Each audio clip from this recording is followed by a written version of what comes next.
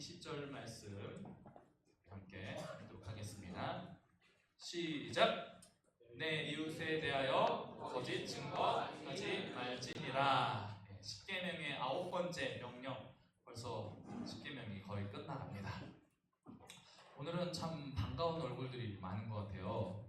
우리 제주도에서 한 달 만에 돌아온 우리 자매도 있고, 또 이사 때문에 또 한동안 떠나 있다가 다시 복귀한 청년도 있고, 그리고 또 우리 새로 오신 우리 간호사 선생님도 계시고, 그리고 또 우리 고등부 수련회 이번에 되게 은혜를 많이 받았나 봐요. 그리고 얼마나 예배를 사모하는지 오늘 청년부 예배까지 또 고등부에서 왔습니다. 여러분 사랑하고 축복합니다. 지금 몇 학년이죠? 3학년, 2학년, 1년 후에, 1년 안 남았죠, 이제? 9, 10, 11, 12, 4달 남았네. 8월, 8, 9, 10, 12, 5개월 후에 만납시다. 언제든지 환영이에요. 우리 반가운 얼굴들도 있고, 또 안 보이는 얼굴들도 몇몇 있는데, 휴가 피크 기간이죠? 우리 오늘 앞에서 뜨겁게 우리 찬양인 또한 우리 희석 형제 얼굴이 많이 탔어요. 좋은데 갔나봐요. 어디 갔다 왔어요? 속초 바다에서 또 신나게 놀고 많이 타왔네. 저도 많이 탔죠? 네. 저는 한강에서 태웠어요. 한강에서 매일 달리기 하고 자전거 타면서 다 탔어요. 그래서 여러분들 여름철에 너무 덥다고 에어컨 밑에만 있지 마시고 뜨거운 햇빛으로 나가서 여러분도 건강한 여름을 즐기면서 뜨거운 마음으로 하나님을 예배할 수 있는 우리 청년들 다 됐으면 좋겠습니다. 아멘. 여러분, 거짓말에 대해서 어떻게 생각하세요?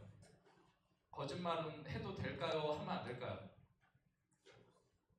엄마 아빠들이 거짓말을 참 제일 많이 해요. 부모님들이 자녀들에게 거짓말을 되게 많이 해요. 근데 부모님들은 자녀들에게 하는 거짓말에 대해서 어떻게 생각해요? 이거는 되게 정당한 거짓말이다.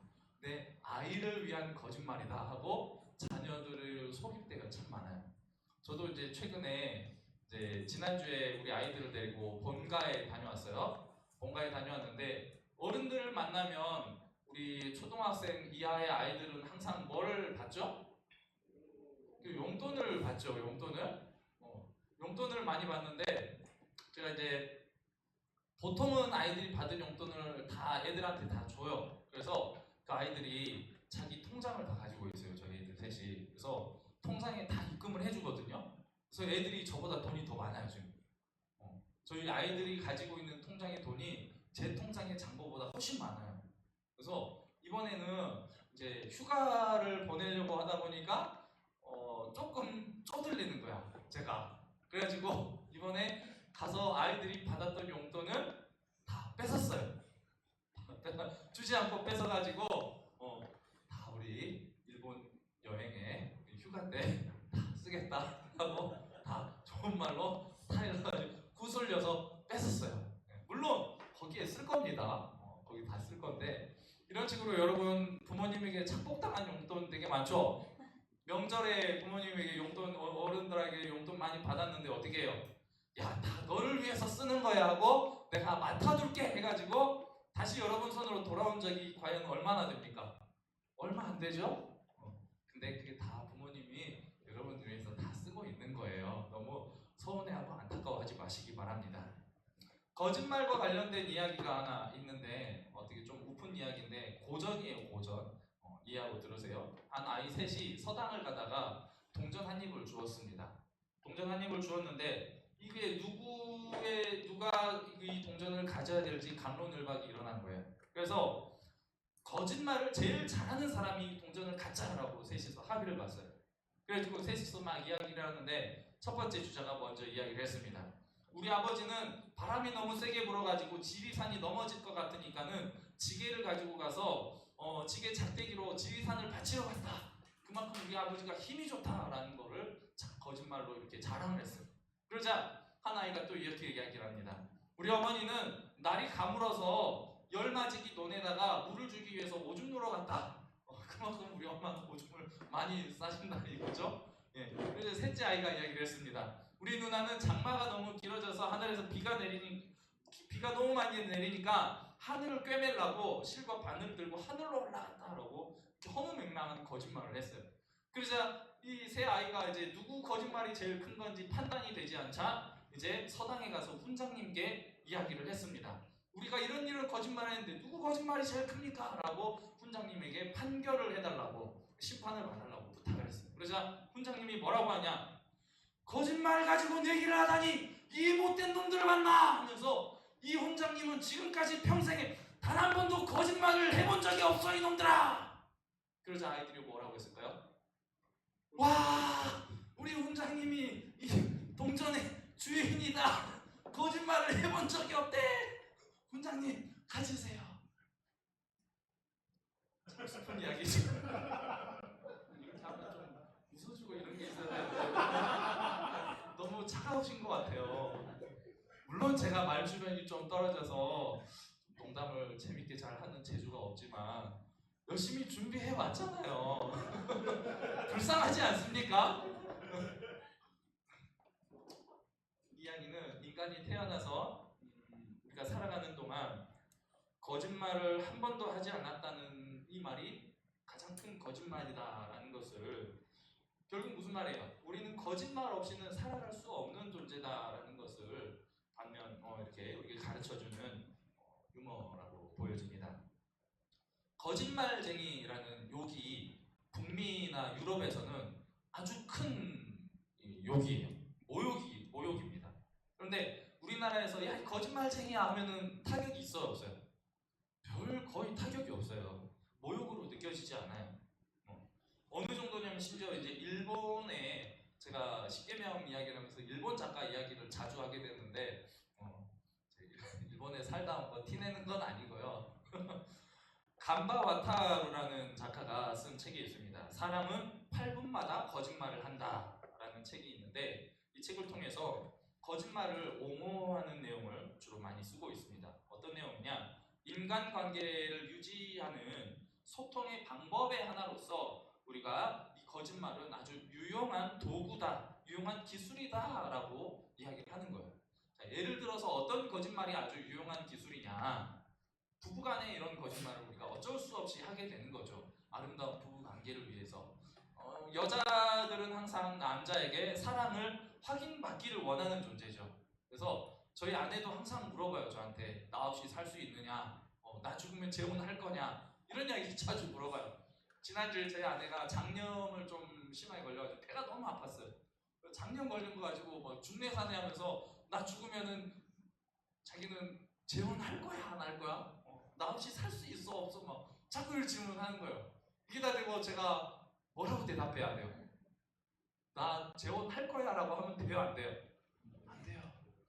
난 너 없이 살 수 없어. 재혼 안 할 거야. 이렇게 대답을 해야 되는 거죠. 물론 그게 제가 거짓말이라고 말하는 건 아니에요. 하지만 미래는 모르죠. 이런 거짓말들, 너 없이 살 수 없어 하는 이런 평화를 위한 거짓말들, 아주 유용한 인간관계의 기술이다라고 서술을 하고 있다는 겁니다. 현대 기독교 윤리조차도 거짓말에 대해서 아주 느슨한 태도를 보이고 있습니다. 성경에서 여러 가지 거짓말들이 나타나면서 몇 가지 거짓말들을 용인하고 허용하는 부분들이 있어요. 그래서 기독교 윤리에서는 거짓말을 크게 네 가지 카테고리로 좀 구분을 하고 있습니다. 첫 번째로는 이웃에게 해를 끼치는 악의의 거짓말, 이건 절대 하면 안 된다라고 구분을 하고 있어요. 그리고 두 번째로는 유머 목적으로 쓰여지는 거짓말, 그리고 세 번째는 예의상으로 하는 거짓말, 별로 안 반가운데 반가워 하는 이런 것들 있죠. 네 번째로는 불가피한 거짓말, 예를 들어서 성경에서 이제 나타나는 이집트에서 이스라엘 백성들이 종살이를 할 때 바로가 남자아이들 태어나는 즉시 다 죽이라고 했단 말이에요. 산모들에게. 그런데 이 산모들이 애굽의 바로에게 거짓말을 하죠. 우리가 도착하기 전에 이스라엘 여자들은 너무 건강해가지고 이미 아이를 다 낳아버렸습니다. 우리가 죽일 수가 없었습니다. 이런 거짓말 또는 이제 여리고 성에 정탐꾼이 갔을 때 이 정탐꾼을 숨겨주면서 이 정탐꾼들을 찾으러 왔던 군인들에게 라합이 거짓말을 해서 자기 민족을 속이고 정탐꾼을 살려주었던 이야기들, 이런 부분에 대해서 불가피한 거짓말에 대해서 허용하는 이런 부분들이 있다라는 거예요. 근데 이런 외에도 우리는 일상생활 속에서 거짓말들을 아주 사소하게 많이 하고 있다는 거죠. 다른 사람의 거짓말에 대해서는 우리가 너무 쉽게 분노해요. 그래서 엄마들이 자녀들이 거짓말했을 때 제일 많이 하는 말이 있어요. 나는 거짓말하는 아이가 제일 싫어! 이렇게 말을 한단 말이에요. 그런데 엄마들은 자녀들한테 거짓말 많이 한다는 거예요. 나는 허용하면서 다른 사람의 거짓말에서는 불같이 화를 낸다는 거죠. 그럼 자기 자신에게서는 되게 관용적인 태도. 거짓말뿐만 아니죠. 삶의 모든 부분에 대해서 우리는 자기에게는 관용적이면서 다른 사람에게는 아주 엄격한 잣대를 우리가 제시하는 그런 부분들이 우리에게 많이 나타나고 있다는 거예요. 그런데 어떤 거짓말이든 선한 의도를 가진 거짓말이든 악한 의도를 가진 거짓말이든 이게 내 입에서 자꾸 거짓말이 중복되고 반복되다 보면 어떤 사태가 일어나느냐, 타인으로 하여금 나에 대한 신뢰가 쌓이지 못한다는 거예요.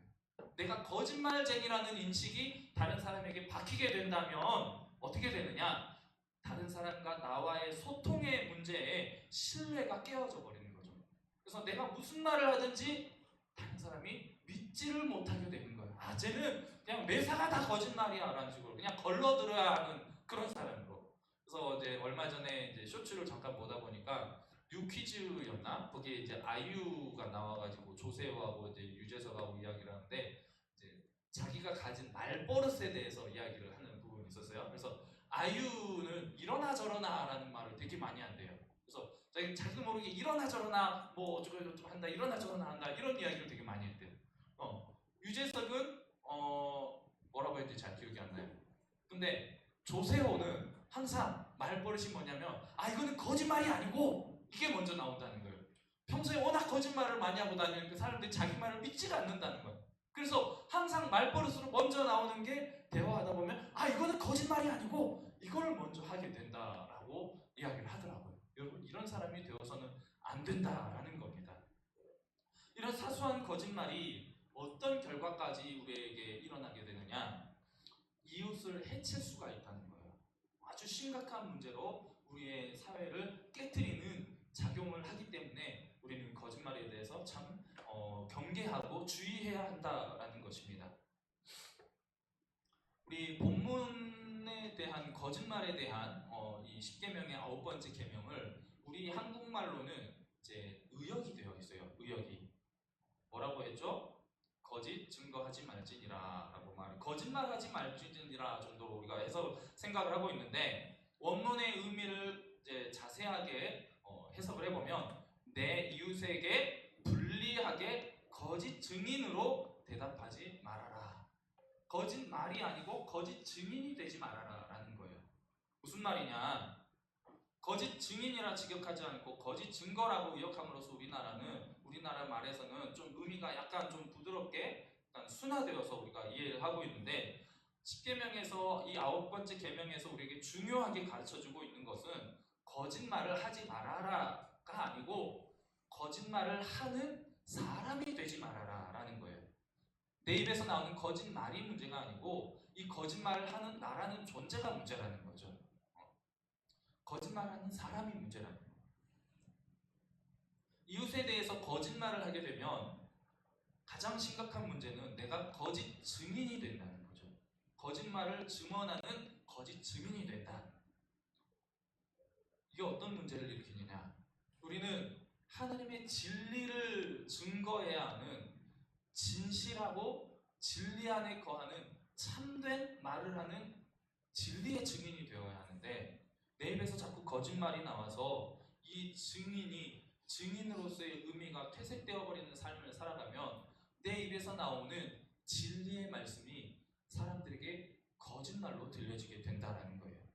진리의 증인이 되어야 할 하나님의 백성이 이웃에게 거짓 증인이 된다면 하나님의 백성으로서의 정체성이 깨어져 버린다는 거죠. 이거는 우리 하나님의 백성 백성으로서 가장 심각한 정체성의 혼란을 주는 일이라는 겁니다. 이사야서 43장 10절 말씀 우리 다 같이 한번 읽어보겠습니다. 시작. 나 여호와가 말하노라. 너희는 나의 증인 나의 종으로 택함을 입었나니 이는 너희가 나를 알고 믿으며 내가 그인 줄 깨닫게 하려 함이라. 나의 전에 지음을 받은 신이 없었느니라. 나의 후에도 없으리라. 여기 보면은 하나님이 우리를 어떠한 존재로 부르셨다는 거예요? 나의 증인으로, 나의 택한 종으로 우리를 부르셨다는 거예요. 우리가 참 진리이신 하나님에 대해서 선포해야 할, 증거해야 할 증인이라는 겁니다. 이스라엘 백성들은 이런 하나님의 증인으로서 택함 받은 자들이라는 거예요. 그런데 하나님을 증거해야 할, 참 진리 안에 거해야 할 하나님의 백성들이 거짓 증인이 되어버린다면 하나님께서 우리를 택하신 그 목적에 위배되어지는 행위가 된다는 거죠. 그래서 이스라엘 백성들의 거짓말, 우리들의 거짓말은 단순히 거짓말을 하는 것이 문제가 아니고 그 거짓말을 함으로 인해서 거짓 증인이 된다는 것이 문제죠. 진리의 증인이 될 수가 없다는 거예요. 내 입에서 거짓말이 나오게 된다면. 신약을 살아가는 오늘 우리들에게도 마찬가지로 동일하게 적용되는 문제입니다. 예수님께서는 우리들에게 어떤 것을 부탁하셨습니까? 무엇을 명령하셨습니까? 예수 그리스도의 죽음과 부활에 대해서, 진리의 십자가에 대해서 증인이 되어질 것을 우리에게 부탁하셨다는 거예요. 그것이 우리를 향한 주님의 명령입니다.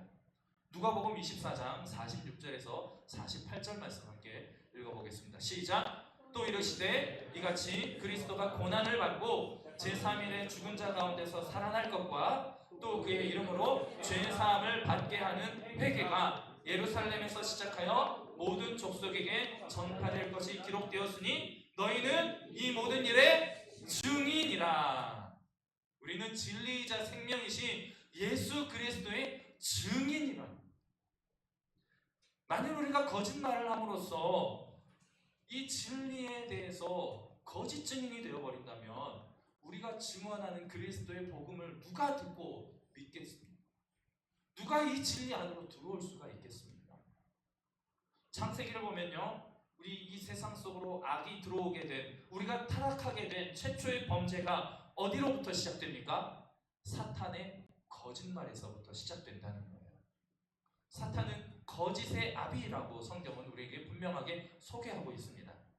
요한복음 8장 44절 말씀 다시 한번 우리 함께 읽어보겠습니다. 시작. 너희는 너희 아비 마귀에게서 났으니 너희 아비의 욕심대로 너희도 행하고자 하느니라. 그는 처음부터 살인한 자요 진리가 그 속에 없으므로 진리에 서지 못하고 거짓을 말할 때마다 제 것으로 말하나니 이는 그가 거짓말쟁이요 거짓의 아비가 되었음이라. 결국 거짓말을 하는 사람은 윤리적으로 조금 부족한, 윤리적으로 타락한 정도의 사람이 아니고 존재론적으로 마귀의 자식이 될 수밖에 없다는 거예요. 거짓의 아비인 사탄의 자식이 될 수밖에 없다는 것입니다. 이 거짓말, 그냥 단순하게 우리 관계를, 원만한 관계를 위해서 이렇게 끄집어내는 거짓말, 이런 사소한 거짓말이 문제가 아니고 남들 앞에서 증언하기 위해서 하게 되는 이 거짓 증인으로서의 증언, 이게 얼마나 큰 파급 효과를 불러오는가를 우리 한번 살펴보았으면 좋겠습니다. 증인이라고 하면은 사전적인 의미로 이렇게 용어를 정리하고 있어요. 어떤 사건을 보거나 알고 있어서 진술할 수 있는 사람. 한마디로 목격자죠. 목격했거나 어떤 사실에 대해, 정확한 사실에 대해서 인지하고 있는 진리에 대해서 말을 해야 되는 사람이라는 거예요. 자기가 본 것이나 아는 일이 있으면 반드시 진술을 해야 할 의무가 있어요. 그런데 증언하지 않으면 그것도 죄로 여겨진다는 거예요. 그리고 그 거짓말에 대해서 또는 침묵에 대해서 반드시 책임을 져야 한다라고 성경은 우리에게 분명히 가르쳐주고 있다는 겁니다.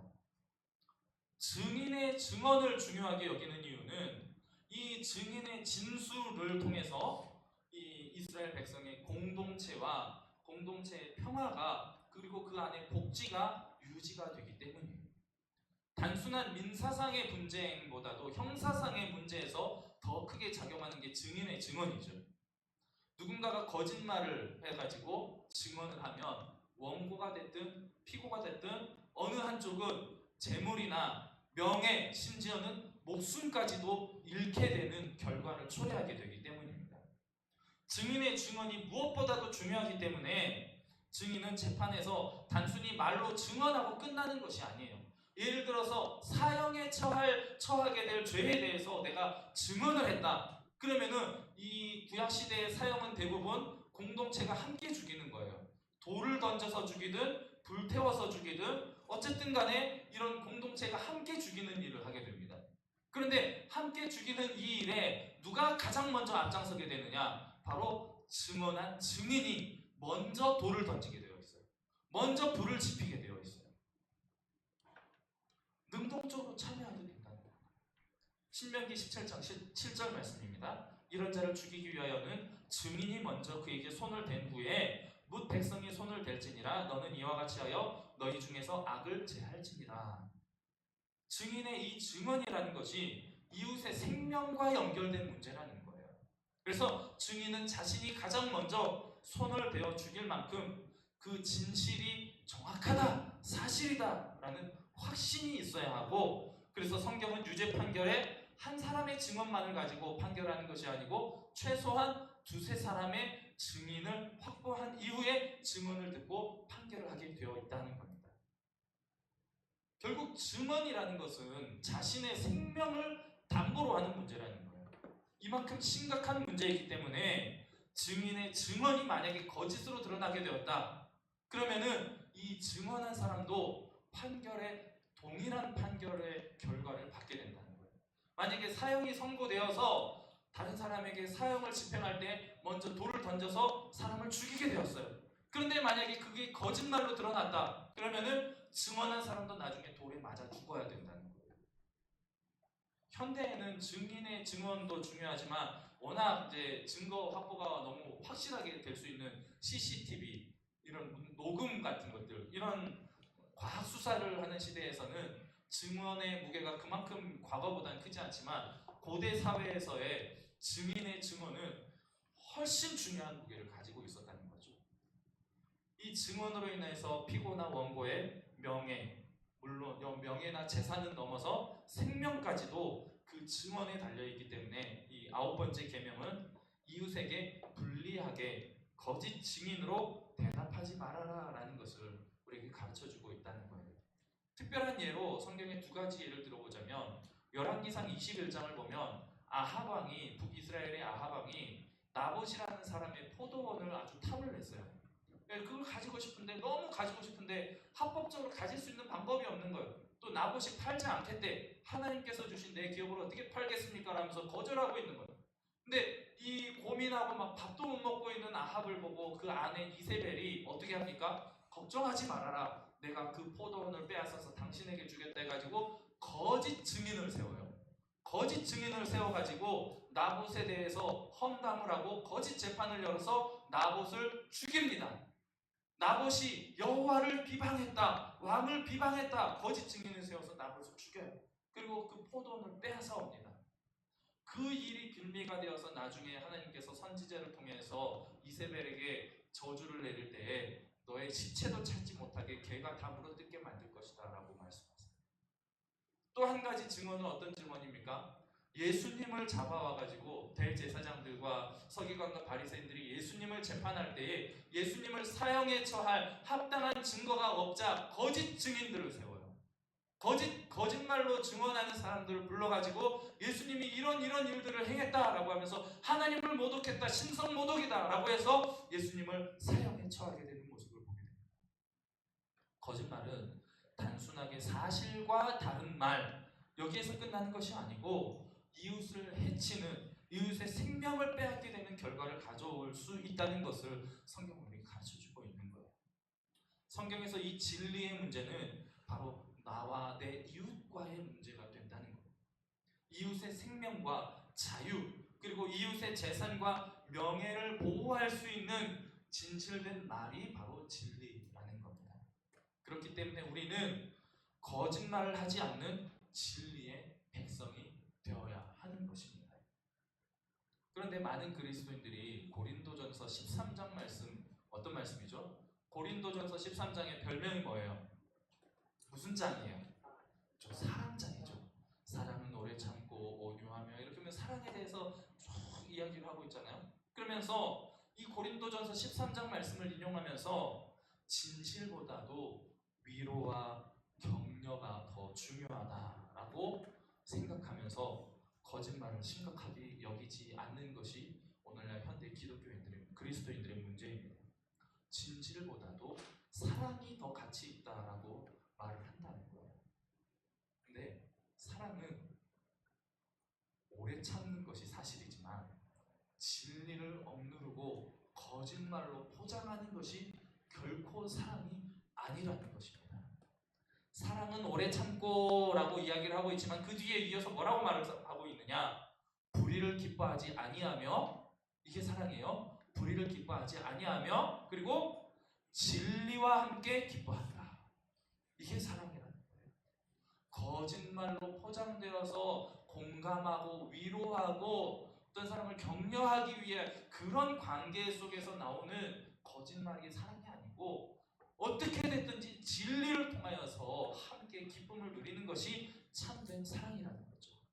진정한 사랑은 진리와 참된 것을 말하는 것입니다. 에베소서 4장 15절 우리 함께 읽어보겠습니다. 시작. 오직 사랑 안에서 참된 것을 하여 범사에 그에게까지 자랄지라. 그는 곧 머리 그리스도시라. 사랑한다는 핑계로 진리를 말하지 않는 자들은 사실은 사랑을 하는 자들이 아니라는 거죠. 사랑은 언제나 진리와 함께하는 것입니다. 위로와 격려가 진리보다 중요하다고 생각하는 것은 정말 위험한 신앙입니다. 목숨을 걸고서라도 검은 것은 검다, 흰 것은 희다라고 해야지 비로소 우리의 진리가 되시는 예수 그리스도에 대해서 증언할 수가 있다는 거예요. 예수님은 이 진리를 위해서 자신의 몸을 십자가에 못 박아서 죽이셨던 거죠. 죽음 앞에 내어 던지신 거예요. 진리를 위해서 목숨을 내놓을 수 있는 진리가 아니라면 그것은 진리가 아니라 단순한 지식에 불과하다는 거죠.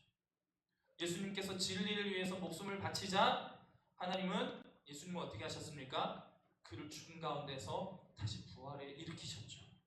그리고 부활하신 예수님은 다시 제자들에게 뭐라고 말씀하십니까? 이 진리를 위해서 너희도 목숨을 바치라 라고 말씀하세요.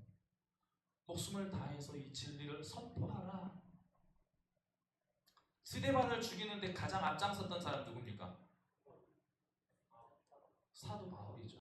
사울이라는 이름을 가졌던 청년의 때에 스데반을 죽이기 가장 앞장서서 거짓 증인으로 스데반을 죽이는데 먼저 돌을 던졌던 사람입니다.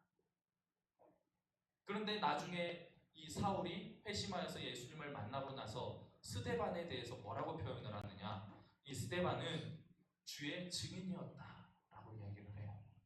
사도행전 22장 20절 말씀에 이렇게 말씀하고 있습니다. 또 주의 증인 스데반이 피를 흘릴 때에 내가 곁에 서서 찬송하고 그 죽이는 사람들의 옷을 지킨 줄 그들도 아나이다. 하나님은 우리를 주님의 증인으로서 성도로 부르셨다. 그런데 우리는 이 진리 앞에서 어떤 모습으로, 어떤 증인의 모습으로 살아가고 있습니까? 여러분, 진리의 증인으로서 살아가고 있습니까? 목숨을 걸면서 이 진리를 지키기 위해서, 또 이 진리를 전하기 위해서 그 삶을 복음 앞에 헌신하며 살아가고 있습니까? 주님의 참된 진리 안에 거하기 위해서 빛의 자녀로서 어두움과 싸우는 삶을 살아가고 있습니까? 거짓의 아비인 저 사탄의 세력과 싸워서 진리를 선포하기 위해서 힘쓰는 삶을 살아가고 있습니까? 자신의 작은 유익 때문에 다른 사람에게 해가 되더라도, 아니면 이 관계가 깨어지는 불편함을 내가 견디기 힘들기 때문에 잠깐 이 작은 거짓말을 하더라도, 아니 혹은 침묵하는 삶을 살더라도 나는 이 평안한 삶을 유지하겠다라고 생각하며 하루하루의 삶을 살아가고 있습니까? 여러분, 우리는 존재론적으로 거짓의 아비인 사탄의 자식이 아닙니다. 진리이신 주님의 제자로 바뀌어가는 삶을 살아야 할 줄 믿습니다. 아멘이십니까? 이 십계명의 9번째 계명은 단순히 거짓말을 해서는 안 된다라는 계명으로 외우기보다는 하나님의 참된 증인으로서 참된 진리 안에 거할 수 있는 하나님의 백성으로서 우리를 세우기 위한 하나님의 계명임을 기억하시기 바랍니다. 여러분, 많은 사람들이 성경의 계시, 성경은 뭐라고 하죠? 하나님의 계시입니다. 성경은 계시는 무엇입니까? 선택사항이 아니에요. 반드시 지켜야 할 우리의 의무입니다. 권장사항이 아니에요. 근데 많은 성도들이 하나님의 계시를 반드시 행해야 할, 지켜야 할 의무인 계시를 권장사항쯤으로 여기고 있어요. 그래서 이 십계명 그냥 내가 조금 알고 그냥 지키려고 노력 정도 하면 되겠지. 지키나 안 지키나 별 차이 없겠지. 나 예수님 믿고 구원받았잖아. 이 십계명 나랑 무슨 상관이야? 이 계명들 내가 무슨 상관이야? 어차피 우리 다 지킬 수 없는 거 다 알잖아. 어차피 못 지킬 거 뭘 그렇게 애쓰면서 살아갈 필요가 있어 라고 생각하면서 하나님이 주신 계시에 대해서 너무 가볍게 생각하는 경향이 없지 않아 있는 게 아니고 너무 커요. 여러분, 계시는요, 하나님께서 주신 이 말씀은요, 우리가 생명을 걸고 지켜야 할 문제입니다. 단순히 우리 세상 속에서 도덕적인 관념 정도로 우리가 생각해야 될 문제가 아니라는 거예요. 여러분, 하나님의 계시, 진리의 말씀을 우리가 배우고 지켜나가는데 이게 지금 당장 나에게 내 삶 속에서 나타난 문제가 아니기 때문에 나랑은 상관없어 라고 치부할 문제가 아니라는 거예요. 하나님의 계명 처음부터 끝까지 자세하게 알고 배우기를 힘쓰며 이것들이 내 삶 속에서 하나하나 적용되기를 힘쓰며 노력하며 살아가는 가운데 나의 연약함과 나의 부족함을 깨닫고 하나님의 도우심을 구하는 기도를 하는 삶을 살아가는 게 바로 그리스도의 자녀들의 삶이라는 것입니다. 여러분, 가장 큰 거짓말은 어떤 거짓말입니까? 나 자신을 속이는 거예요. 나에게 가장 큰 거짓말을 하면서 우리는 살아가고 있습니다. 이 정도면 됐지. 이 정도면 됐지. 나 정도면 괜찮지. 나 정도면 하나님 사랑하는 거 아니야? 나 정도면 그래도 좀 예배 잘 드리는 거 아니야? 나 정도면 그래도 좀 인정받는 크리스찬이라고 할 수 있지 않겠어? 스스로를 속인다는 거예요. 일주일의 삶 가운데 말씀 한 번도 보지 않으면서 기도 한 번도 하지 않으면서 주일에 예배 1시간 와서 드리면서 하나님의 자녀라고 거짓말로 자신을 속이고 있다는 거예요. 여러분, 깨어나시기 바랍니다. 거짓의 어둠에서 깨어나셔서 정말 빛의 자녀로서의 삶을 살아가기를 힘쓰시기 바랍니다. 간절히 기도하시며 성령의 충만함에 힘입어서 내 안에 있는 모든 거짓된 어두운 부분들이 다 사라지기를 하나님의 은혜를 간절히 구하시며 기도하시기를 바랍니다. 단순히 거짓말 몇 마디 하지 않는 것으로 끝나는 문제가 아니고 우리가 그리스도 안에 거해야 한다는 거예요. 요한복음 15장 5절 말씀입니다. 우리 함께 읽겠습니다. 시작. 나는 포도나무요 너희는 가지라. 그가 내 안에 내가 그 안에 거하면 사람이 열매를 많이 맺나니 나를 떠나서는 너희가 아무것도 할 수 없으리라. 진리이신 예수 그리스도 안에 거하며 진리의 열매를 많이 맺어가실 수 있는 저 여러분의 삶이 되시기를 주님의 이름으로 간절히 축복합니다. 기도하겠습니다. 주님, 예수님의 진리 안에 거하는 우리의 삶을 통해 복음의 능력이 나타나게 하시고 진리의 열매를 많이 맺어 나갈 수 있는 귀하고 복된 삶이 될 수 있도록 우리의 삶을 인도하여 주시옵소서. 우리를 죄에서 구원하신 예수 그리스도 이름으로 기도드립니다. 아멘.